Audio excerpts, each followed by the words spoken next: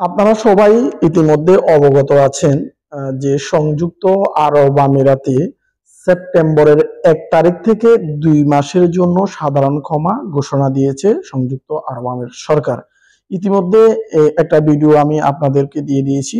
তবে আজকে যে একটা গুরুত্বপূর্ণ বিষয় নিয়ে আপনাদের সাথে কথা বলবো সেটা হচ্ছে, আপনারা যারা সংযুক্ত আরব আমিরাতে অবৈধভাবে আছেন, আপনাদের যাদের ভিসা নাই, তো আপনারা এই সাধারণ ক্ষমার মধ্যে সংযুক্ত আরব আমিরাতের সেপ্টেম্বরের ১ তারিখ থেকে ২ মাসের জন্য তারা এই সাধারণ ক্ষমা ঘোষণা করেছে। এই ২ মাসের মধ্যে আপনারা যারা অবৈধ আছেন, আপনাদের ভিসা নাই, ভিসা জটিলতায় ভুগছেন, আপনারা চাইলে জরিমানা ছাড়া বাংলাদেশে চলে যেতে পারবেন এবং সংযুক্ত আরব আমিরাতে বৈধ হিসাবে এখানেও আপনারা ভিসা লাগিয়ে থাকতে পারবেন। তবে তার জন্য অবশ্যই আপনাদের কাছে পাসপোর্ট থাকতে হবে। তো আপনাদের যাদের কাছে পাসপোর্ট আছে, পাসপোর্টের মেয়াদ আছে, তাদের তেমন একটা সমস্যা হবে না, আপনারা এটা করে নিতে পারবেন। আর যাদের কাছে পাসপোর্ট নাই, আমি তাদের উদ্দেশ্যে বলছি, আপনারা যত দ্রুত সম্ভব আপনারা পাসপোর্টটা সংগ্রহ করে নেন। যদি আপনার মালিকের কাছে থাকে বা কারো কাছে যদি পাসপোর্টটা থাকে, পাসপোর্টের যদি মেয়াদ থাকে, আপনারা অবশ্যই পাসপোর্টটা সংগ্রহ করে আপনাদের কাছে রাখেন। আর যাদের কাছে পাসপোর্ট নাই, আপনাদের পাসপোর্টের মেয়াদ নাই, যাদের মেয়াদ নাই, পাসপোর্ট আপনার কাছে আছে, পাসপোর্টের মেয়াদ নাই, আপনার ভিসা নাই, তো আপনারা অবশ্যই বাংলাদেশ এমবাসিতে বা দুবাই কনসুলেটে যান, গিয়ে আপনাদের পাসপোর্টটা রিনিউয়াল করে নেন, রিনিউয়াল করে নিয়ে আপনাদের সাথে রাখেন। আর হচ্ছে গিয়ে যাদের পাসপোর্ট নাই, অনেকের পাসপোর্ট আছে মালিকের কাছে, তো আপনারা চাইলে সেখানে লস্ট অর্থাৎ পাসপোর্টটা হারিয়ে গেছে সেই মর্মে একটা কমপ্লেইন করে আপনারা পাসপোর্ট নতুন ভাবে পাসপোর্ট বানিয়ে নিতে পারবেন। তো অবশ্যই পাসপোর্ট বানাতে অনেকটা সময়ের ব্যাপার, ১.৫ মাস ২.৫ মাস এরকমও সময় লেগে যেতে পারে। তো আশা করছি আপনাদের যাদের এমন সমস্যা আছে, আপনারা অতি দ্রুত পাসপোর্ট গুলো সংগ্রহ করে নেবেন, কারণ সময় খুব সংকীর্ণ, বেশি সময় নাই।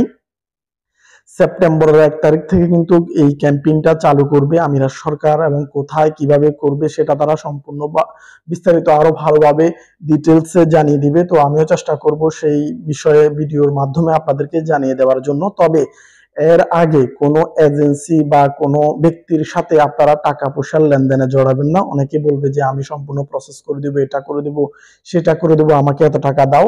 তো আপনারা এই কাজটা একদমই করবেন না।